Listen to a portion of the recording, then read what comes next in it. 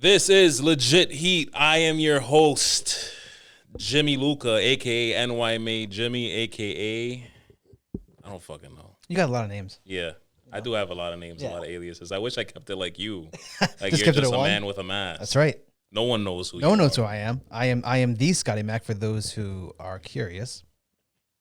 It looks like we're in a little bit of a different Yeah, we're in a different situation. setting right now. We're kind of feeling ourselves right now. I mean, I think this is the first time that we've actually looked professional and the first time in I know. how long. Maybe now people will start taking us seriously. You better start Even though fucking acknowledging us. Even though you should have. You should have acknowledged us Motherfucker. months ago. But I digress. We're in the studio now. Acknowledge us. An actual studio. Hey, Cabana, how you doing? Yeah, motherfucker. You hear this? For those who get that, thank you. Just say in the comments. And we're going to touch back on that. That's a nice little foreshadowing Right? You like that? comment you had there. Yes, Yeah. It is a week where the world of professional wrestling has a couple stars feeling themselves. So we decided to feel ourselves and have ourselves a nice little studio. Look at this. Now we clean up nice. I think that's the term. Hell yeah. We're going to throw it Get the up. fuck out of here. Unfortunately, Gary's not here Unfortunately, today. Gary's not here today. The Saints is not here today. Unfortunately, we would have loved to hear his take on Punk this week. But Just how wrong he would have been. Yeah, he will be back. He will be back. He will. Gary the Saint, as they do in the end of Marvel movies, will return. Exactly. Yes. He will be featured again in our feature length films. So I wanted to set things off with Monday. Man, I gotta say, Monday Night Raw and SmackDown even have been ever since the whole Vince getting the boot. It's been good. It's been solid. Storylines make sense. Yep. Titles are actually meaning something because like the whole thing with Bobby Lashley and Ciampa, like when is the last time you saw a package like that? Yo, man. Or promo package. Don't yeah, don't promo. go there. Yeah, Promo that's package. true. That's true. So the promo pack, that and the IC title is getting. That's the one that needed it more Walter than and anything. Shinsuke, man. Gunter and Shinsuke. Hell of a match on Friday. And I love when they have like two international like superpowers. Studs. You know what I'm saying? Go at it. Yeah. Those are some fucking stiff motherfuckers, and I hope they make a series out of it. I would usually I'm against the whole WWE series, but with people that can actually tell a good story and provide decent wrestling on a nightly basis, give me 2 or 3. And when you book it right. Right, because how many do we get of Adam Cole and Gargano in NXT? We got 3, I think, and each one of them was always, I feel, better than the last. And what does that tell you? Hunter knows what he's doing. Hunter keeps on hunting, man. Sure does. Hunter keeps on hunting. SmackDown, you said it best. Like SmackDown has been the A show, and I think what we've desperately, and it's been pretty easy because it's a 2-hour show, and they've kind of been favoring it since the pandemic. Easily.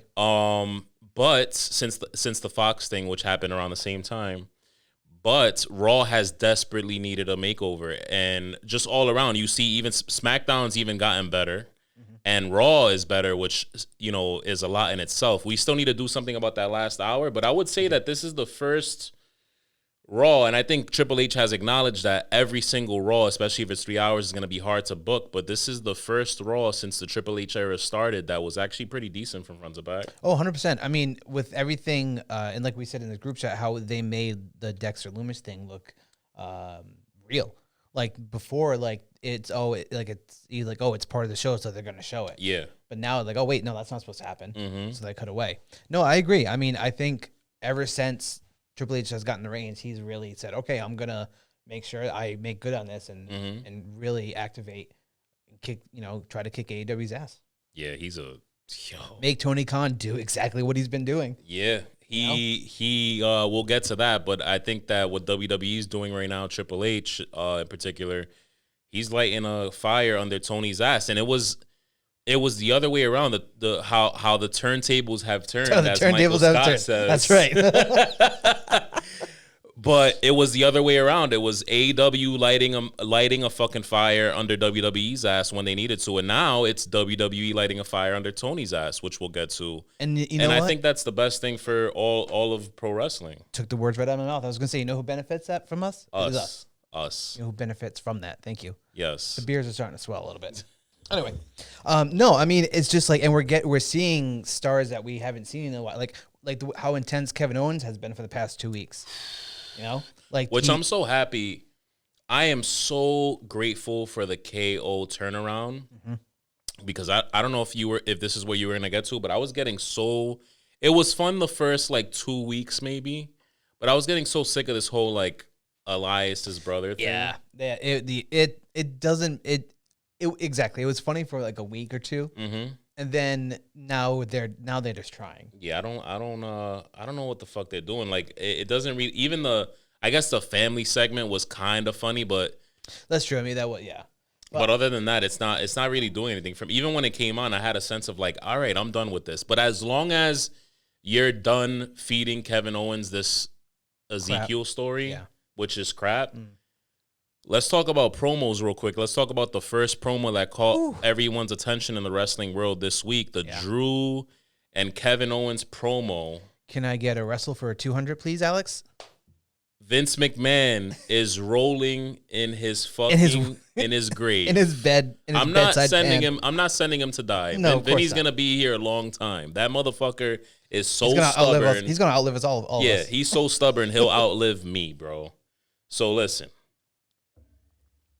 we're wrestlers in a wrestling ring. Let's freaking wrestle. God, man, like he was. I saw this meme of of the Rugrats when Angelica's mom just screams at the top of her lungs. That's Vince watching Raw the past 2 weeks because he can't handle the wrestling terms, the it actually being good. So yeah, and what a good job Triple H has been showing, 100%. Literally just showing that he is in charge.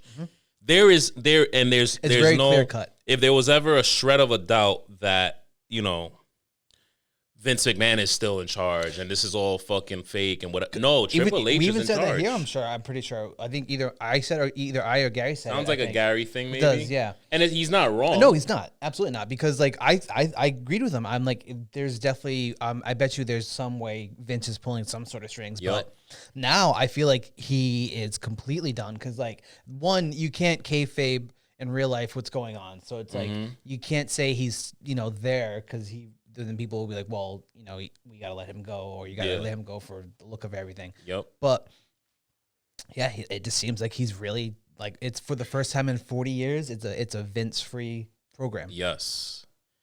The way it's booked, the way these guys are cutting promos, it's almost, and I told Gary this, I don't know if he agreed with me, but they do have some type of creative. Gary said it on the last episode where we were on that he doesn't believe that they have creative control just yet because this was after Triple H was in charge. When you watch that promo and Drew said some of the stuff that he said, because it wasn't just the wrestling terminology, but it was what really moved me in that promo was, and it was real fire, right? And I can't believe I'm saying this as a Roman Reigns.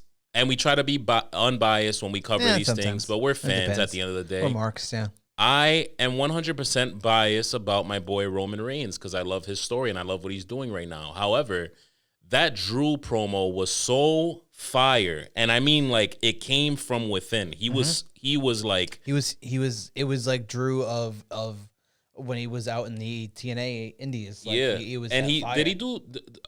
You would know this. Did he have a short New Japan run for a little bit, or was he just doing Impact? I don't think so. And one other thing. I think it was just Impact, but let me fact check it. But regardless, what he said that moved me was he mentioned how he was the chosen one, right? Everyone keeps talking about the chosen one and this, that, and the third. He was the chosen one. Vince picked him himself. I remember that. He was. And then he got fucking shit on.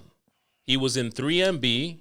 Actually, not that belt, but 3MB, the fucking 3-man band with Heath Slater and Jinder Mahal. Which is crazy that 2 out of the 3 of those guys are former WWE champions. Yeah. Like, I would have never, I mean, of course, maybe I could have maybe seen Drew, but like, and maybe I know I was not Heath, but definitely not Heath or Jinder. But and I saw something once I seen Drew go from. When he got beefy. Yeah. Right. Once I saw Drew go from the chosen one to 3MB, I was like, he's fucking done. His career's over. When he was the chosen one on SmackDown, and he was this champion right here, like Scotty said. I think he was the oval one, but it's fine. Oh, was he the oval one? I think so. He yeah. might be. Okay, yeah. He 09 might, and yeah, 2000. he was the oval one. You're right. Drew McIntyre, when he was named the chosen one, I said there is something about this guy. Like he had something. But in the pro wrestling world, you're ready when you're ready. It's only gonna get you so far. And he fucking tanked, and it wasn't his fault. It was shitty WWE creative at the time. They didn't know what they had, and guess what? He did what a lot of wrestlers do to become the most successful people in the WWE. He got fired, which he said in his promo. And what moved me, what I was getting to is he didn't call them. They called him back. They did. I remember that. I remember he was one of the guys that debuted in the crowd in NXT back in 2017, 2016 when they used to do that, which was I love that part. Like debuting someone in the crowd, like that was just great. Yeah, that was amazing. That was a nice way to because it was different. Mm-hmm. But no, so he did not go to Japan. It was straight indies. Indies. And then TNA. A couple indies, some of the top indie promotions too. From what I remember, there was like he did a lot of stuff in like England and stuff. Pro Wrestling Guerrilla was one of them. He did PWG too. Yeah, he did. Yep. That was the big one that I remember. I was confusing that with New Japan for some, but Pro Wrestling Guerrilla is pretty fucking big. It is. Is it still a thing? It's mostly AEW now. It's mostly AEW now. But from what I know, they have done shows recently. Yeah, okay. They've because I think making a little bit of a comeback lately. I think. Yeah, right? I think so. I mean, because it's not televised. It's all like I would love to see a PWG show. Like that would be a lot of fun. But I don't know how dated this is, but I'm pretty sure Malachi and Brody King are like their tag champs. Yeah. And I think Garcia was their world champion, but who knows if that's changed. Kevin Nash, I want to go over his tweet because I love seeing click motherfuckers showing other click motherfuckers some love. Yep. Raw produces again Drew KO, Lashley AJ, Theory Ziggler, pay-per-view worthy matches. Little things where guys are holding on to the ropes on the apron, keep the action going and intensity high. And that's a very good point that Kevin said. It's like it's the little things. Yeah. It's the little things that are like that Vince, I want to say, forgot about or just stopped caring about. And I want to get it. That's a nice little like discussion to get into. This Triple H guy seems to have an incredible grasp on this wrestling in all caps game. Keep bringing it. Yeah, where did this Triple H guy come from anyway? I know. It's like he came up in the system and was a fan. It's crazy. Wild. So the Vince thing that you were saying. Yeah. I want to respect the vision that Vince had. I want to respect the idea that he had because the idea that he had wasn't necessarily a bad idea. What he was doing, us wrestling fans, what we grew up with, what WWE used to be and now is going back to, and I'm not talking, it doesn't have to be TV 14, it just has to go back to wrestling, right? Exactly. I think Vince wanted to kind of simplify it as much as possible to make it a family-friendly, more global thing. But the thing is, now, and I think we talked about this, right? Vince and his vision, we can say, definitely took WWE to a global level, to a point where they're doing shows in Saudi and they're doing a premium event in the UK. Now we're there. Perfect. There couldn't have been a more perfect time for Triple H to come in and balance things out. Now that you have a stranglehold on pro wrestling, literally the world, because WWE is globally known. Now we can bring it back to having a balance. Right. So I had gears going when you were talking because I was trying to think like it's kind of like how in a way you can compare it to comics because like back in the day, I mean, obviously everyone loved comics and you couldn't really get that onto the screen until more recently. And now we're in the golden age of being that in the screen. So wrestling. So absolutely, I agree with you. Vince took it to a global stage. Yes. He made it mainstream because before it was just dudes and maybe a few chicks that liked wrestling. But now it's like everyone. It was like a cool underground thing. Exactly. Yes. So as much as we hated the PG Vince era, that got really fucking bad really quick. You know what I mean? It got bad quick. There was a lot of things that needed to happen, which we're seeing now. However, it needed to happen. it needed to be brought to a global to global eyes and ears, because before, back in the day, it was the coolest fucking thing, and it'll never get that cool again. Oh no, I remember. We'll see, because Triple H. But I truly believe, and I might eat my words later on, but Sure. I truly don't think it'll get as cool as it was in our era again. However, maybe not to us though. yeah, maybe not to us. You know what I mean? Maybe not to us. This new era might be for us, but it's not for us. You know what I mean? Like it's. I think this might be the era of the getting that little kid hooked. Like how badly did you want to rock an Austin 316 shirt in high school? Fucking crazy. You know what I mean? I got sent home, not detention. This was like an ass whooping. Like really sent home, and the call home for wearing the DX shirt with the ass cheeks on the back and everything. Okay, yeah. What was wrong with me? Yeah, we were having fucking fun. degenerate Kids. Exactly. So, but to go off of like your point, that was off of my point. You know, who's fucking counting? But who's on first? Yeah, it's fine. But yes, it was kind of, you said it best. Like, it was kind of this underground cool thing to like people there were some people in class who were even lost, or they weren't allowed to watch right it, and I mean, because their parents were like, nope, yeah, we know I mean, what even this for is. Granted, I mean, in the Attitude Era, there were sometimes I was told no, but like when I was younger, like I was watching, like I remember my first WrestleMania was WrestleMania 9 between Bret Hart and Yokozuna, and like I thought it was like the coolest fucking thing ever. And then like you can also go to the to kind of piggyback off on the extreme, like the underground thing. That's what ECW evolved from. You know what I mean? Like that's like hardcore. That's like so say wrestling's, you know, rock and roll. ECW is punk. Yes, you know what I mean? Yes, absolutely. So Vince was punk. Yeah, Vince, he took it to the heights that WWE as a company needed in terms of being seen and heard globally. Now we can still satisfy that family crowd, but also satisfy the wrestling fans once again, and that's what Triple H is doing. I think exactly, and I think that's what I think he's finally kind of got the key, the secret formula to of the hybrid of the global stage with giving us nerds what we want. Yeah, I love it, man. It's gonna continue. I know it's gonna. He's riding a fucking wave right now. Well, the thing that I'm loving most about this writing, and the thing, as much as I love to see two titles, like two major titles separated on two shows, especially with the rumors of a draft coming up. I did hear that. That's right. Yeah. Rome, you know, and I love Roman holding the two belts. I mean, at some point, you're gonna have to either give it to someone else, because as much as I like Roman's run that he's had right now, he's Roman's reign. There's right. There's nothing more for him to do. Yeah. He's getting to a point. His title reign has been so long, and I think I said this to you guys in the group chat.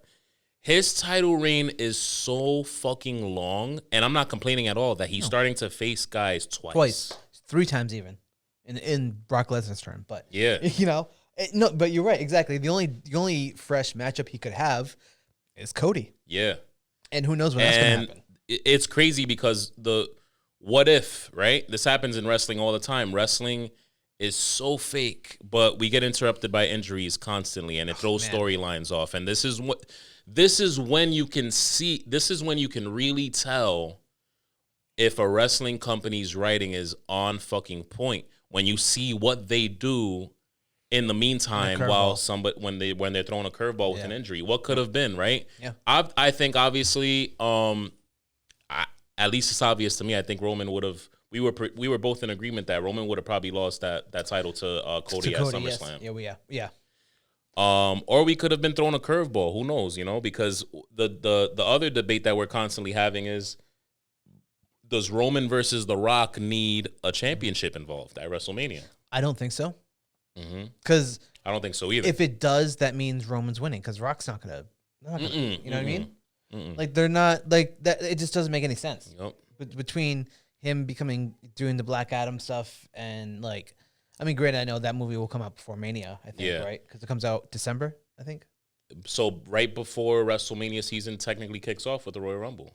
So he might not be able to. I mean, I don't know, because that's gonna be. But I think and here's a very like, here's a fucking random prediction to throw in here while we're just all over the place, because that's what we do. Yeah. I think that Roman's definitely due for some time off very soon. He's talked about it and all of that. I think he'll take some time off soon after the rumor mill is that Cody's gonna come back for the Royal Rumble. Is that the rumor mill?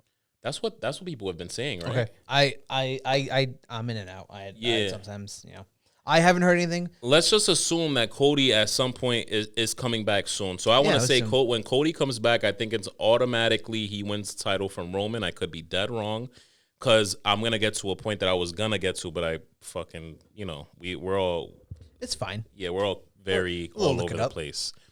But Cody, I think he wins the title off Roman, and then at that point, Roman takes some time off until The Rock kind of puts him on blast and says, hey, I want to challenge you at WrestleMania.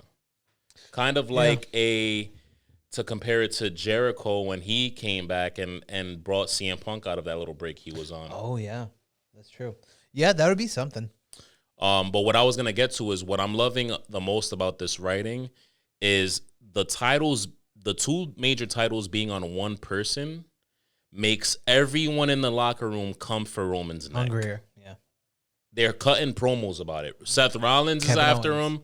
Kevin Owens is after him. Drew McIntyre is currently in the run. Bobby Lashley probably once he drops the U.S. belt. And now you have the Cross stuff happening on SmackDown. Karrion, yeah, that's right. I did see that Karrion's going to be the number 2 heel behind Roman, they said.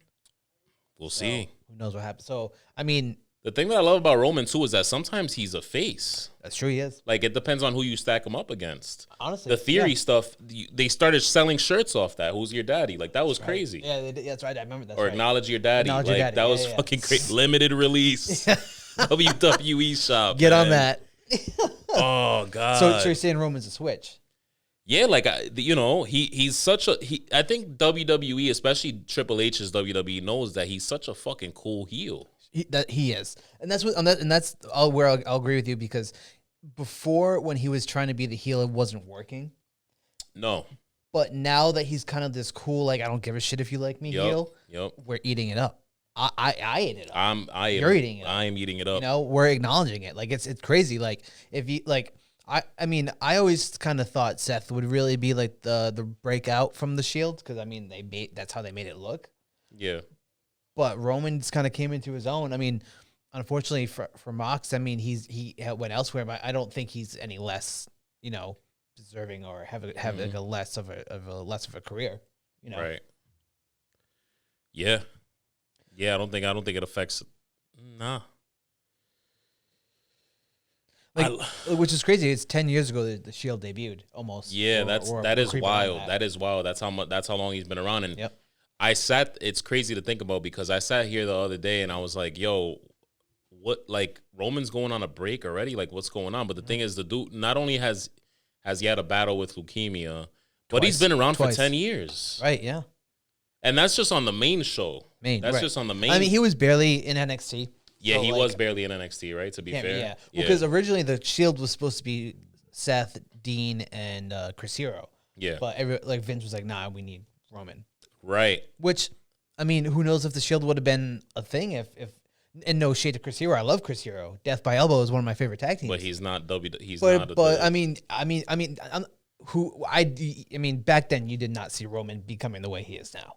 You know what I mean? No. I would have laughed if you told me he would have gone on a 700+ day, world championship run. Yeah. Like, I don't think that would even when they were like starting to shove him down our throats, we were like, I like him, but I liked him. I thought he was always explosive in the ring for a WWE built guy. He definitely was explosive. Yeah, I'll give you that. But on the mic, I always said no. Flat. But now, love him. Yeah, the only wrestler that starts out young that is really good on the mic, the only person I can think of is MJF. Yeah. Where the fuck is he at? You know what's funny? So a buddy of mine texted me this. Let's hear it. And mind you, he said he's just getting over COVID. So let me pull it up and kind of. So he was basically saying he's like, imagine in AEW. He said he couldn't remember who the baby face was because COVID brain. But let me look it up so I don't completely butcher it and stutter over myself. Yeah, here we go. All right. So he's like, all right. So MJF comes back and he's attacking the top baby face. The crowd is going crazy because they're smart, they're not booing. And then Tony Khan comes out. He's on the mic. He's like, "Hey, stop it! You're not supposed to be here." And then Tony kind of helps carry, tries to bring up pull up the babyface and be like, "Hey, get out of here! Like, I'll handle this."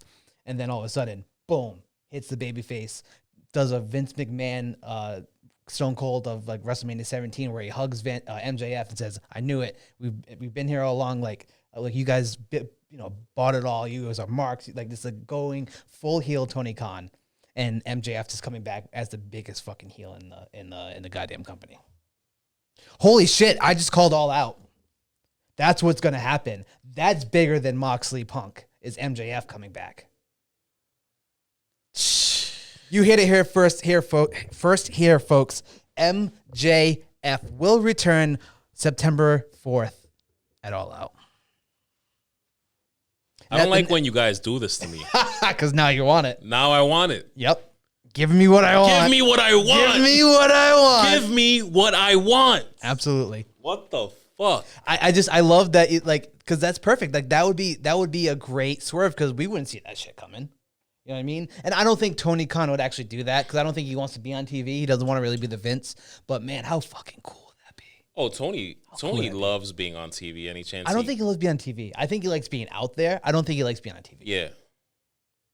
You think how crazy would it be to have him come out calling people marks when he's the biggest? Like he's a fucking He's the mark. biggest mark. Yeah. There was a lot of truth to that MJF promo. Like almost all of it. No, like 98% of it was true. Well, to say what he really said, he was saying it's like, yeah, he was like, Tony and MJF hug. They started laughing, cut a promo on the crowd and how dumb they are for believing in the whole time. Basically, Tony becomes Mr. McMahon. Yeah, I'm like a big like top heel, but yeah, no, I mean, yeah, he could call him a mark because MJF called him a mark, so he can be turning around on them. I don't know. It's just COVID brain, and when I heard that, I'm like, oh, that sounds good. That would be something. That would be fucking nuts. It'd be crazy. Who knows? Who knows what'll happen? Speaking of big returns, we don't know what's happening with All Out because we had Kenny again. Omega, the way Justin Roberts says North Carolina. Yo. That was my poor attempt. It was great, actually. I love that. Anything, he always has a different, Justin Roberts, man. He's the GOAT. Yo, he's the best ring announcer of all time. Yeah, him and Howard Finkel. Yeah, yes, those two. Him and the Fink. Goated. Yep. Every time he does the North Carolina thing, it's different every time. This time it was like he uses the airport. Oh, yep. Sometimes in North Carolina. And like the second Cutler handed him the sheet, I'm like, oh, that's because that's how Kenny used to come out. Yes. It used to be a list of accomplishments. Yes. And like the crowd knew that too. I didn't even notice Cutler. Oh, you didn't? Yeah. No. He handed him like the paper. Oh shit. Yep. Yeah. And like so that's why I asked you if you guys watch BT because I sent you that little clip how they teased it. I used to, and then so the very end of that song is the start. The end of the video is the start of Kenny Omega's song. Yes, sir. And there was another one too because this is crazy how fucking detailed those bucks are. Like it's nuts. So in the video, Matt is wearing a Backstreet Boys shirt, and Nick has Eminem like Nikes on. Yeah. And there's a old picture, old BT video or something of them three at like somewhere. All three are wearing that same Backstreet Boys shirt, and Kenny has a thing of yellow M&Ms. Like it's like that's why I think we are such fans of AEW because they pay attention to shit. They do pay attention to shit. It's the continuity and that's what was missing from WWE for so long. Mm-hmm. They are getting better with. They are, yes, with everything going on. So WWE still, to me, has better storylines, even when they fucking lack, especially lately, since Triple H has took over. Yeah, I'll give you that. AEW will always have better wrestling, even when their stories are shit. And I feel like So let me go back on what I just said. I think AEW started lacking storyline because I even thought at a time they had better storyline than WWE. Vince WWE. Now we have to specify. Yes, that's right now. Yeah. When they didn't have Kenny and they didn't have Punk, and I still think they're losing a big chunk without MJF because when that guy is on the mic, it's fucking poetic. It's very poetic. Yeah. They were going through it, but now they have Kenny back. They have Punk back. We're gonna get into that. With Kenny being back, as excited as I am for it, and I think he said in a post Dynamite interview that it was a medical some type of device that tracks how he's doing. Well, he had like a long sleeve shirt on and some type of. It was a compression shirt, I think. But there was something on him. There was a device that was on him. Okay. That I'm gonna check that real quick, but it was some type of device that was. I mean, obviously, of course, he's not 100% back. I mean, he's maybe I would say he's probably like 85. You know, I mean, there was one I noticed where he did a little slip. I mean, hey, he was gone for 11 months. We're not gonna nitpick here. You know what I mean? Yeah. But I mean, yeah, it's scary. I hope he's he was gone for 11 months. Right. What I heard on commentary is it was shoulder, elbow, and knee. I believe so, and back maybe. Yeah. It's always back when you're a pro shoulder, wrestler. Definitely knee, and that's true. It's I mean, even if you need to get realigned, you know what I mean? Yeah, true. The bumps are the worst thing. The back is the one that's taking all the hits. Mm-hmm. Let me see, Kenny Omega device. Maybe we Google that and it'll come up. So, okay, here we go. He looked rusty. I don't know about that one, but maybe no. I mean, that's why I say don't be nitpicky. Yeah, I mean, like I said, there was one noticeable slip that I saw that I noticed, but other than that, like I said, don't be a dickhead. The guy was out with a plethora of injuries for 11 months. Of course, there's going to be some sort of ring rust. And of course, I'm going to say that now, but in months when someone comes back and sucks, I'm probably going to bury him. But that's neither here nor there. We like Kenny on this show. It was the one-winged angel that looked kind of off. That's now that I remember it was, yeah. So, am I going to really be able to come back to AEW and perform at the level of professional wrestlers? Yeah. I mean, I get that. That's a fear. I mean, because he knows he's not 100%. Mm-hmm. Yeah, there's an interesting article that states that Kenny Omega looked rusty in his return match, and that was the point, which that's storytelling in itself. That's true. That could be, because he did make a tweet about how he's not going to hold the Bucks back from his shortcomings or something. Oh, and I'm paraphrasing. I don't know. I don't have it exactly, but it was along those lines. So that's true. That could definitely be storyline. Yeah. I didn't think of that. Omega cut a promo for the fans in Charleston after cameras stopped rolling and admitted he wasn't still 100% and that it would take time for him to get back to competing for singles championships again. Of course, that makes sense. Yeah. I don't think anyone's going to fault him for that. Yeah. I thought, hey, with a rare main event slot tonight, I might as well take the microphone and say a couple words to you guys because I've been gone for quite some time. If I do it in this format, I don't have to worry about how much time I take. I don't have to worry about how tired or hurt I am. I can just speak to you guys like a normal human being because really that's what I am. So for the past 9 months, whatever it's been pretty grueling. Many times I questioned whether or not I can come back. It's gonna take me a while to catch up with these guys. It might be a while before I'm back to wrestling singles matches again. And I mean, he holds himself to high standards, so I get that. Mm-hmm. You know, he's had how many 5-star matches in his career? So I mean, more than two hands full, bro. Right. You know what I mean? Yeah. Kenny, you've given us enough, buddy. Yeah, take your time, man. Even if you guys don't win the trios matches, which I want you to. Yeah. I mean, either of them are best friends. I think they need to be the inaugural. I think because they weren't the inaugural tag team. Yeah, I think they should be. They should definitely be the inaugural trios. Gary mentioned wanting the House of Black, and I respect that opinion. And AEW still to this day, has the best damn tag team division in all of professional wrestling. Yeah. And I've been riding WWE lately, but AEW, and we'll get to that this past Wednesday, they're making me a believer again. My God. But AEW will always be heads and shoulders over WWE when it comes to tag team. I think they're years ahead. It's going to take a while for WWE to catch back up. There's an insane amount of trios teams that I love that I wouldn't be mad if they won. House of Black, anybody from Blackpool Combat Club. But I think the inaugural... I mean, they technically could do that with Brian. Well, I mean, but they're not in the tournament, though. Tournament is very short. They're not? No. I'll pull up the bracket. Oh, shit. Hold on. That's a little crazy. It kind of is because it could be Brian, Claudio, and Yuta, but yeah, I think they're gonna. I think I read a rumor online that they're going to do Jericho Brian at All Out, which I think kind of Wednesday kind of set that up a tiny bit. Yeah, a little bit. I could see that. Okay. But I think we're in agreement, and I know Gary wouldn't be in agreement, but I think it's what's right. I think, especially with the point that you brought up, that the Young Bucks weren't the inaugural. I think that the elite, when you think of the elite, you think of so many people, but when you think of the OG elite, you think of Kenny Omega and the Bucks. Sure do. Yeah. Make them the trio, the inaugural trios. I don't care if you even have them lose to somebody 2 weeks later. Right. Just make them the inaugural ones. Yeah. That's it. Yeah, exactly. No, dude. Yeah, this is only 8 teams. It's very small. So it's Death Triangle versus Will Ospreay and Aussie Open, which is, I believe, on Rampage.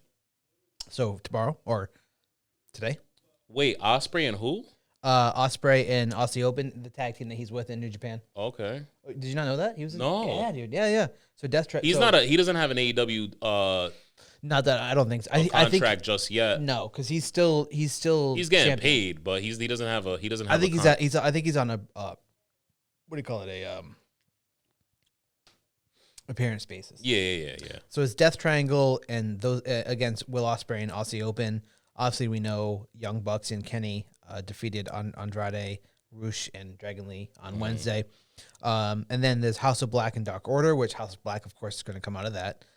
I mean, I feel like they just really kind of, besides Death Triangle,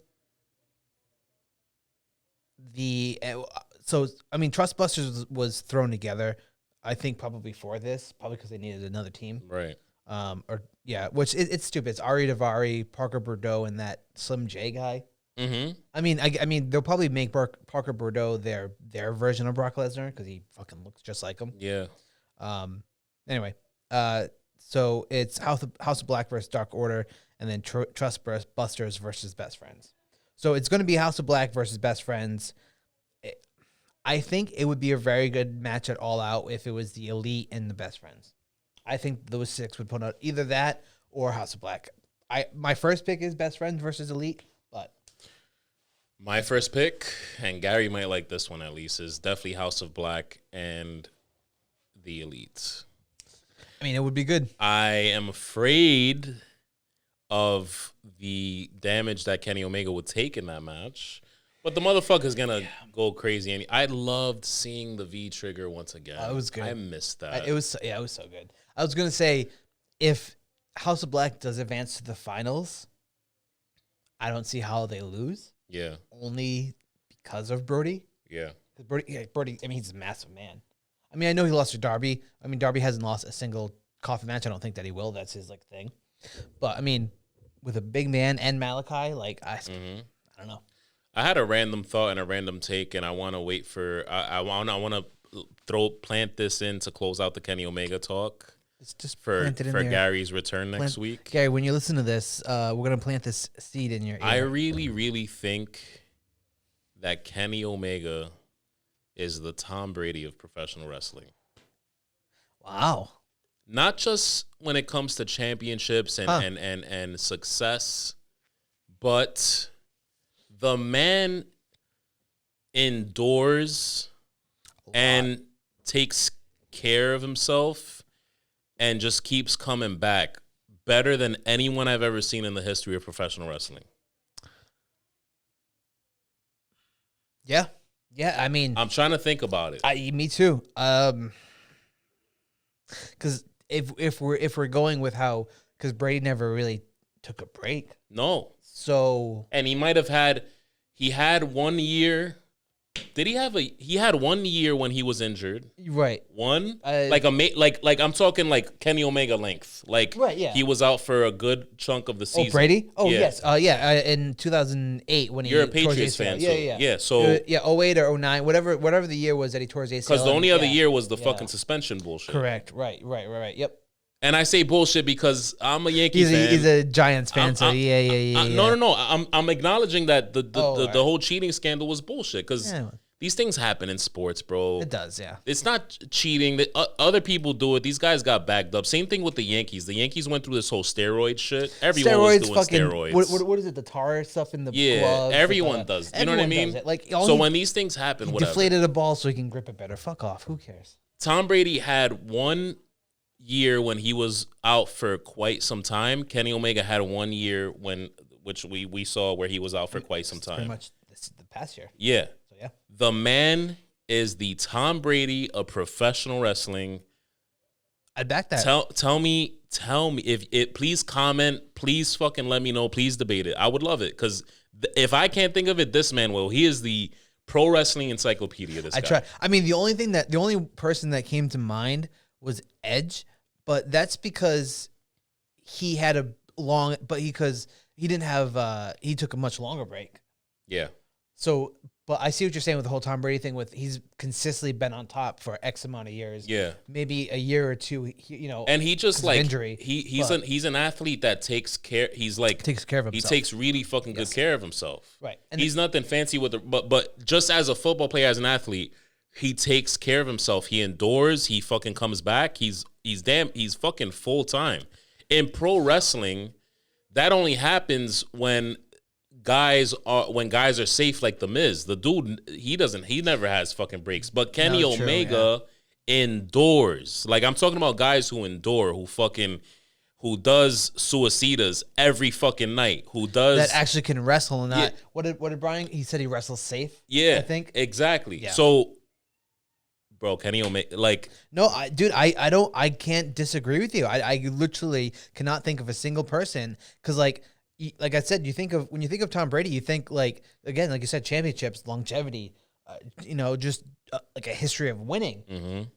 And Kenny is the only person I can think of that's consistently since at least 2015. Yes, has been consistent. Yep, has been on top. Mm-hmm. Because Roman hasn't been. Because that's when we were covering.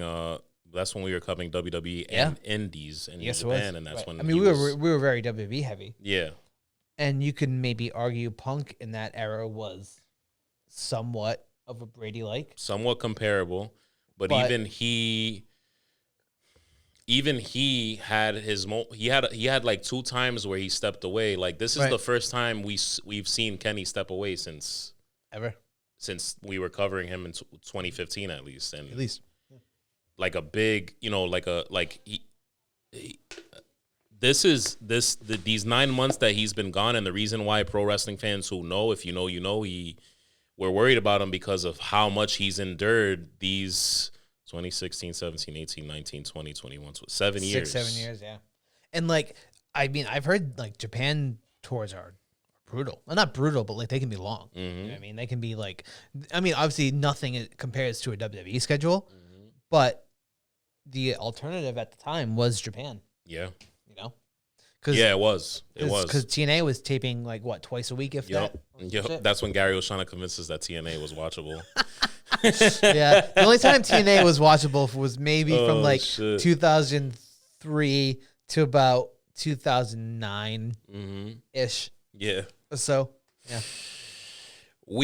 I'm going to play a very heavy, hard-hitting promo that Scotty's not a huge fan of. I'm going to listen again to see if there's anything that, I disagree with, but we'll see. Because there was one thing that I could say, I disagree with, but let's hear it. Hey, you can boo if you want, but let me know when I'm telling lies. Jon Moxley is the 3rd best guy in his own group. And that seems to be a reoccurring theme in his career. He said a lot. You got to go on fucking YouTube. I don't want to get flagged. You got to go on YouTube and watch the whole damn promo. If you didn't see AEW this Wednesday night, you're missing out. It was fucking fire from top to bottom. I am wearing my Grand Slam t-shirt. If you know, you know. In hopes that now that all my guys are back and the chess pieces are on the board, that I will go back to Queens this year as much as I fucking hated Arthur Ashe Stadium. What's the matter with Queens? No. The stadium. Queens is fine. The location is fine. I don't know if you were on wrestling Twitter that day, because I feel like it was one of those events where, like, you've been there. You went to WrestleMania where like people from all over the world are there. So wrestling Twitter is kind of talking about how things are in that area. Did they say it was terrible? I thought it was terrible, and then I go on Twitter and it's like, oh, everybody agrees. The way they were bringing people in and out. It wasn't organized very well. I think that's just a wrestling thing, because from experience from being at WrestleMania in New Orleans, like I think I missed the first maybe 1.5 matches because I could not get into the goddamn stadium. I think stadiums like they underestimate. That was the Superdome. Yes, stadiums underestimate how wrestling fans show up. Right. You know what I mean? How it goes hard. You know what I mean? Yep. And Arthur Ashe, I think that's what happened. They kind of saw it as like a AEW. It's not even WWE. There's nothing's gonna happen from this. But probably. Yeah. It got fucking sold out. Tony's first stadium show. Yeah. I be throwing my shade at Tony sometimes, but I love him, man. That's a big accomplishment. I mean, I would say this past year he has been going into buildings that Vince will go into. Yeah. So I think AEW, I mean, they've only been around since 2019. So I think they've kind of jumped the gun a little bit, and it's kind of a spoiler. Have you watched She-Hulk yet? Nah, but go ahead. Fuck it. So a little bit of spoiler where how she kind of gets it a little bit more than Bruce did with the whole, between, Jen and She-Hulk and Bruce and Hulk. Got it. I feel like Tony is kind of getting the recognition and the stadiums or the good venues, because like when you think wrestling, like, oh, if it's not WWE, who gives a fuck? Who knows going to show up? Right. But with AEW now, they're gonna show up in drones. They're gonna come out of fucking the woods. Yep. You know what I mean? That's 100%. You're not telling lies. Where's the lie? Yeah. Where is the lie? Let me know when I'm telling lies, and that's what Punk kept saying. Currently, he is definitely the third best guy in his group. Man, it hurts to say yes to that. Because we're talking, what three guys is Punk mentioning though? Because we got Claudio. It's Claudio, Bryan, and then Bonks. I think that's what he's saying. Though, as far I as put Bryan over Claudio personally, but I definitely put Bryan over Claudio, and I'm gonna argue. I'm gonna push back. I would put Moggs ahead of Claudio, not on wrestling, but on merit and accomplishments. Yeah. And that's not a fault, because I mean, Claudio now is a world champion, and that's not like a knock on him, because he should have been a world champion. He should have been world champion at least twice by now. Yeah, 100%. But if we're going off, accomplishments, I'll say Moxley, but wrestling wise, probably Punk, Bryan. You're kind of tripping, because when it came to the Shield, I mean, if you're looking at Roman now, right? If he's talking about that, then yeah.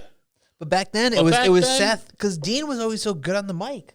He was amazing. And what were we always obsessing over back then? Mic skills. The mic skill and just the little things. Yeah. Going back to what Kevin Nash said, the little things. The dude had like a tick. He was almost like a Heath Ledger-esque character when it came to like Heath Ledger's Joker. Heath Ledger. I'm like Heath Slater? No, Ledger. Heath Ledger's Joker. Heath Ledger, yes. He was very Heath Ledger Joker-esque. Yep. Yeah. So back then in the Shield, Dean Ambrose was a very close second to Seth Rollins. Yes. Yeah, I would agree with that. And that was crazy to hear Punk say, because Punk didn't have nice things to say about Rollins back in the day when just off of one match. Oh, he did, right, exactly. Just off of one match, but he called him unsafe and all of that. Granted, yes, he did kind of almost ruin Sting's career. But Rollins did, that is. But to your point, I said this to you before we started recording, how and this is my little gripe with Punk. Didn't he say when he came back he wanted to like help put the young guys over and kind of be like not the bitter old man that he's turning into. But what did we say in our nice little group chat? What was Jimbo right about? CM Punk is showing his heel. He is. He's showing his heel. If you're going to have him be champion, I said this is the formula. Yeah, CM Punk has to be a heel. It doesn't work any other way. And that's why I love the promo. I disagreed with some of the things he said, He said that Eddie Kingston was the third best Eddie he's faced. Second. It was the second best Kingston he's shared a locker room with, which is funny. And then what was the other one? He was the third best Eddie. He said third best Eddie. Yeah, that's what it was. That he's been in the ring with, and the second best Kingston that he's shared a ring. That's right. He shared a locker room with. Right. So so we're talking Guerrero, Kingston. No, Eddie. What other Eddies? I'm drawing a fucking blank right now. Yeah, me too. But there's no way Eddie Edwards, I guess. Okay, but, there's no way Eddie Kingston is a fucking savage. And you know what? He is, yeah. That match that Punk had, don't play yourself, CM Punk. That match that you had with Eddie Kingston, I think still to date is CM Punk's best match in AEW. 100%. Yeah, I would agree with that. And one of the best matches in his career. Yeah. I mean, I like the fact that they're going off with how like Eddie Kingston is the only one that has noticed that Punk is an asshole, and now it's starting to come through with how he's acting. Yeah, and even in that promo, how he said something about Hangman, and allegedly, I didn't know this, but apparently there was a meeting in May where he told AEW management that he's like, I'm not gonna lose to Hangman. I'm not. Yeah, no. Which, I mean, I feel like if Brian can do it, so can you, dude. I'm gonna say this, and don't hate me for it, but you're not better than Brian. Punk? Yeah. No, he's not. You're not. He's not. He's not. So if Brian can do it, you can fucking do it. A billion times better than Brian on the mic. Sure, yes. But in terms of wrestling, no. And Brian this rarely happens. Because Gary will sit here right now. Gary's going to hate this episode fucking much. I feel Gary sitting here with me right now. Okay. Hating me for what I'm about to say. Seething, just ready to rip us into shreds. This rarely, and I mean rarely, happens because Bret Hart is one of the greatest wrestlers of all time, right? Yes. But Bryan Danielson he's nothing crazy on the microphone. No. But the man is so fucking good in the ring, and he's arguably always in the conversation of the best wrestler on the planet. He's so fucking good in the ring that it boosts his overall pro wrestler rating all the way up, even though his mic skills are whatever. Right. And that didn't happen with Bret Hart. No, so I'm even saying that Bryan Danielson's he's better than Bret. He's probably. I mean, to me, he's more evolved to Bret. Yes, we'll say that. He's this. You know what? No, I'll say it because I'm a Sean guy. He's better than Bret. He's better than Bret. He's better than Bret. And you know what? He came from the Shawn Michaels Wrestling Academy. So what the fuck? You know what I mean? Hit it. Nice little Seth Rollins laugh. If you know, you know, right? Oh man. So to go back to this promo that Punk did, I remember sitting there being like, oh, like just the whole him saying it was about Mox. I remember being this weird feeling came over me. I'm like, because I'm a Punk mark. I love Punk's one of my guys. I have a fucking same letters, same words that tattooed on me that is on him. So of course I like Punk. What letters? Luck is for losers. Oh, I love that. Yeah. Hell yeah. And I found myself siding with Mox, saying, no, fuck you. Like, Mox has been killing it the past few months as AEW champion, interim champion. That's 100 emoji, man. And that's what made me mad, because I think that was the point, because he's the heel. He's the smart heel. He knows what Mox has been doing lately, and he's been fucking killing it. Mm-hmm. So, of course, he's going to degrade him, going to make him be like, nah, of course you're not better than me. Yeah, that's a fact. But I felt like I don't think, as a seasoned veteran of watching wrestling that I am, again, another Punk promo where he made me feel not hatred towards him, but be, ooh, like I disagree. Like I don't like what you're saying. I'm gonna say no. I think Mox might kick your ass actually, though.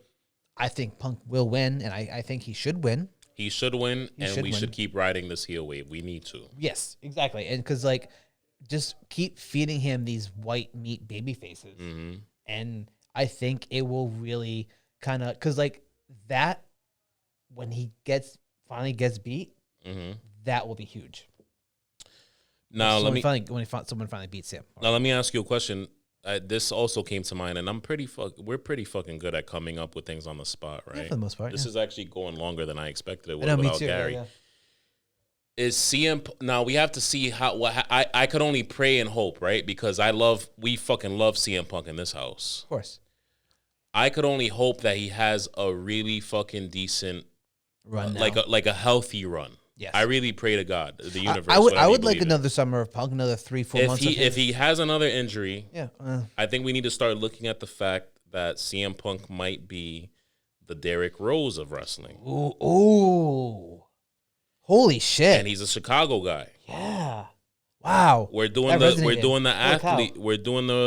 athlete comparisons this episode, so I'm gonna keep writing it out.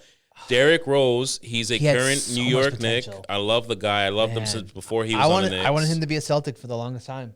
And he is fucking amazing, but he's injury prone. Yeah. And it happens. I do hope, wrestling aside, I do hope Derrick Rose is going to ring one day, hopefully, maybe. And Punk, if he ever listens to this, and Derrick Rose, if he ever listens to this, I guess what you would call pro wrestling analysts, and on the basketball side, you'd call it sports analysts. We'd call it sports entertainment or pro wrestling analysts on this side. Sports. Athletes don't want to hear the word they're fragile. No. Right? Oh, yeah, no. Punk wouldn't want to hear the word he's fragile. He might be, though. It doesn't. Derrick Rose and CM Punk, the comparison, it doesn't take away from the fact that you guys are fucking goated and you will forever be goated. I don't want to have that realization, but I feel like if CM Punk gets injured again, I think we got to start looking at the fact that his body can't endure anymore. We just had the conversation of Kenny Omega enduring, right? And we've seen guys endure a lot, but I hope to God not, because I've been praying for another CM Punk heel run. I really have. No, really. I mean, even if we get one more good heel run and then like maybe a little bit of a babyface to end it, I'd be okay. I'd be fine with it. You know what I mean? And then he can work with AEW behind the scenes. Or just be like an on-screen, personality. That's fine. Like, I mean, I've always loved the GM role. I always thought that was the cool. GM role, yeah. All we keep doing is seeing AEW evolve. We're seeing them go from small arenas to small college arenas to stadiums. We're seeing them go from having one show to two. Always coming out with new belts. They introduced the trios titles. Started, Do the GM thing. Or even still, I would appreciate if you're talking about CM Punk has one more run and then you tuck him behind the scenes, I think that just makes the product better. Because the guy has WWE experience.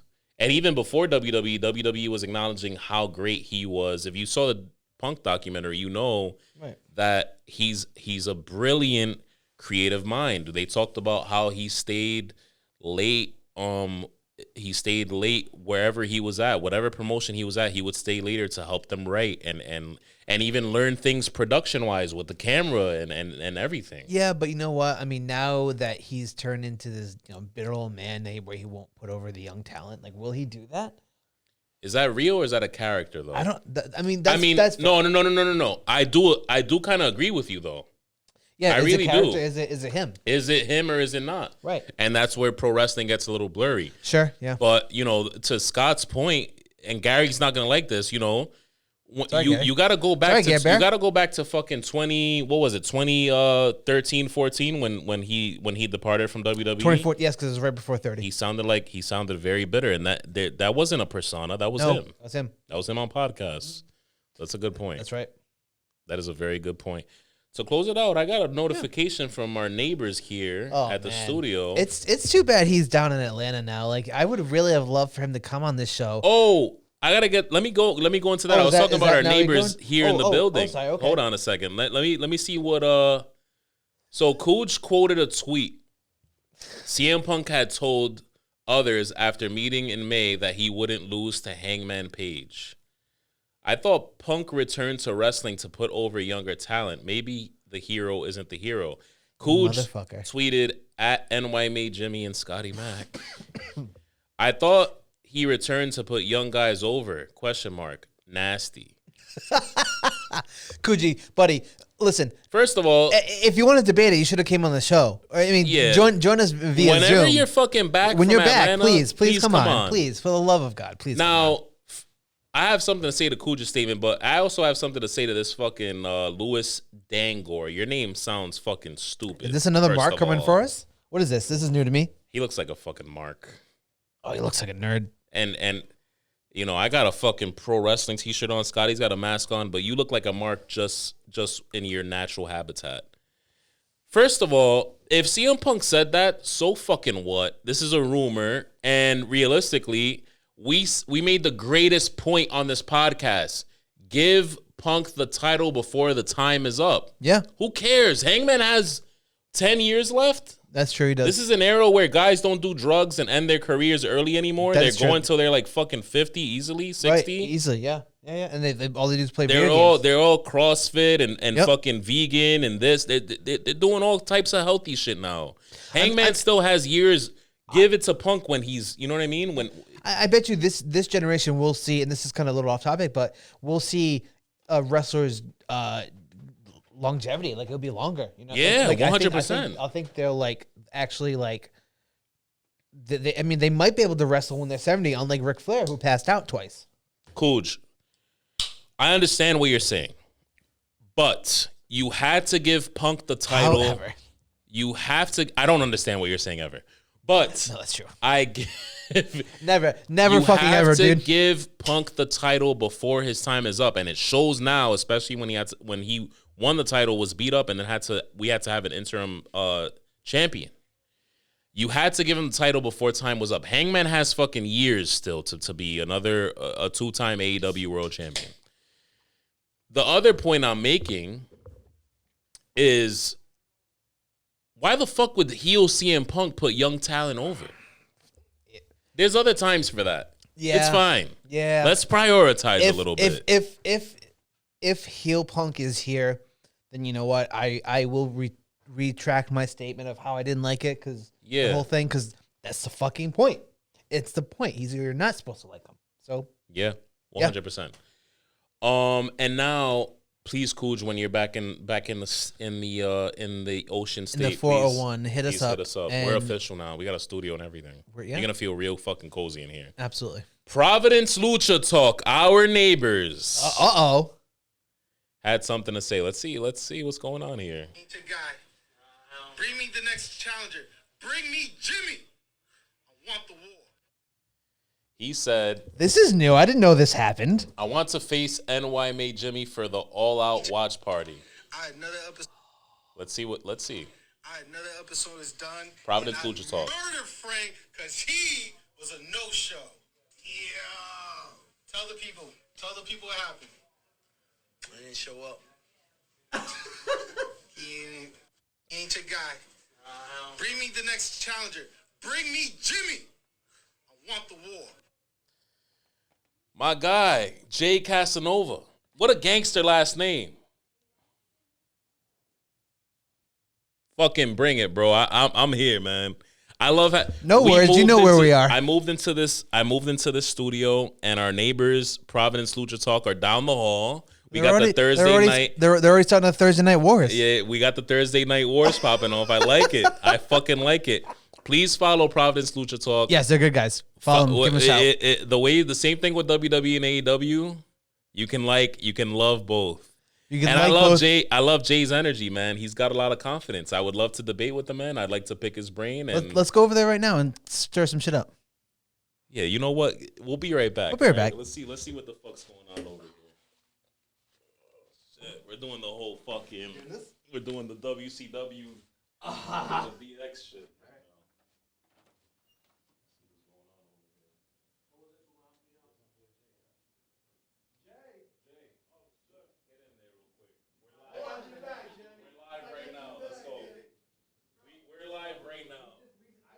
We're live right now.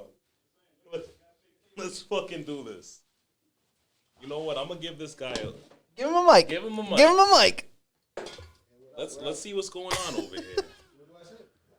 Oh, Let him. He called me out. Let him have Oh, that yeah, shit yeah. real quick. Let's see what's happening right now. What are we doing at the All Out Watch Party? What's happening? Allow me to introduce myself. My name is Jay Aguilar. I'm from the Providence Lucha Talk, and I'm challenging this man right here, September 4th, here at the Collab studio for I Declare War card game. Yeah. 101 Battle of the Brands. Okay. All right. All right. We're gonna have a good old fashioned debate too, or what? I don't know, maybe if you want to. Yeah. But I think I want to challenge you to a debate on the week of All Out. Of All Out, On the week of All Out, we're How about having this? a good old debate. we do a good old fashioned prediction and see who come out on top. All right. What's the bet? We gotta have a nice little bet right now on the Oh spot. God, on the spot. I don't know. What would be the craziest thing to do right now? We'll come up with something. Something dangerous. We can't do the hair versus. We can't do the hair. I did that with somebody before on my show. We're crazy. This is our good old neighbor though. I'm gonna hit him with one of these real quick. That's my guy right there. All right, Megan. Nah, this is just something to fuel up the. Yes. This is all- collaborative. The collaborative club, man. Oh yeah, but there's some friction right now. We got to sort things out, and you got to watch our live show September 4th Yes. during our all out watch party, Yes. where him and I toe to toe play I Declare War and also talk about some good ass wrestling. Let's fucking go. All right. Who's walking into All Out? Let's close this out right here. Who's walking into All Out as AEW champion? Well, that match was moved to Wednesday between CM Punk and John Moxley. So that's what I'm saying. Who's walking into All Out as? Walking in, I'm hoping and I'm praying so hard right now that it's Moxley. Why? Because Moxley said the truth.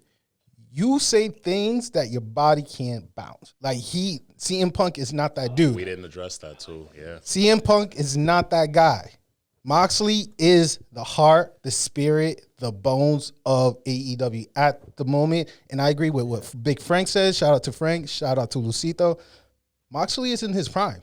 CM Punk is not that dude anymore. I'm sorry, didn't I say the same fucking exact thing? did. You did. We're seeing the I prime. agree, but I want to. I think this is. I agree. The way he broke it down just now, I agree. But I'm still sticking to what I'm saying. All right. CM Punk, especially if he's a heel, let him be champion while his body can stand it. Okay. To Moxley's point. Okay. Now, here's the thing. We do a segment called In Their Prime, and we did a debate between CM Punk and John Moxley and Jericho. But right now, let's talk about CM Punk and John Moxley right now. When is CM Punk prime time?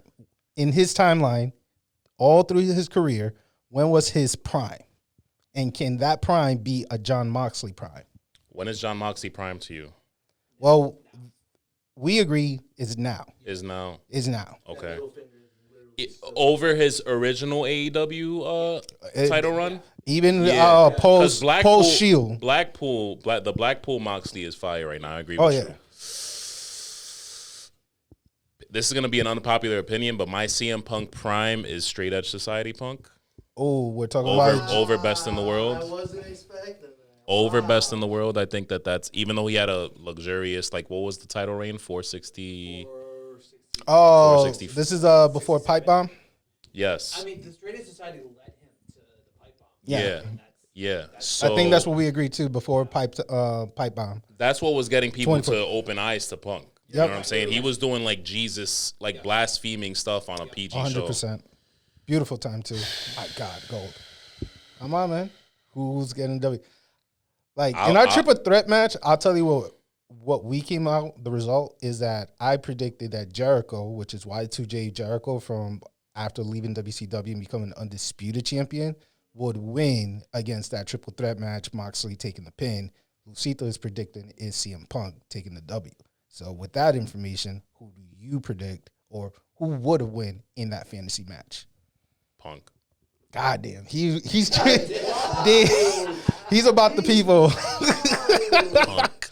I bet. Crazy right now. Hey, nah. There you go. We made Big Frank Frank. walk out. He has left the building. Frank pulled the punk and walked out. Walked out, took his ball, and went home. But once again, everybody, please join us in our live show. Yes, September 4th. We will most definitely have a legit Heat Providence Lucha Talk crossover week. Yes, we'll do a couple of them just for the people because these guys know what the fuck they're talking about.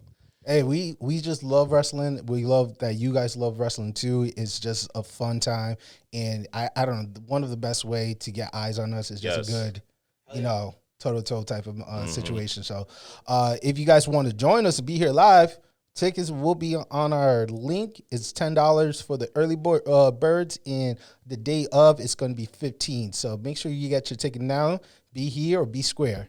And that's me, Jay Aguilar. My boy, thank you for coming through real quick. We did a little, impromptu Jay Casanova appearance. Yeah. We walked over there, and we did it even better. We walked over there, and we brought him over. You know what I'm saying? And I'm out of character, too. And I'm like, wait a minute. What's going on? But, yes, let the brand war starts and have a good time doing it. Let the brand war begin. Let's go. All right, my brother. So thank you guys once again. Yes, sir. And here's your good Oh, shit. Jay came through, fucked up the set, and he fucked up the game with some hot takes already. I'm excited to fucking debate. I mean, this is gonna be. I'm just gonna hold it like a microphone. You're good. That's fine. We're gonna do like this. It look ridiculous. Freddie Mercury. Freddie Mercury started doing like a Bohemian Rhapsody. Guys, I don't know what episode this is, but this has been legit heat. Yeah, I don't know what it is. You could almost say we're reborn like Kenny Omega on the fucking new set, baby. We're here. We're fucking. I think this is a renaissance of us, and you guys are along for the ride. So come fucking join us. We deserve it, and you deserve it. We do deserve it. Catch you next week, bro. Later, Gators.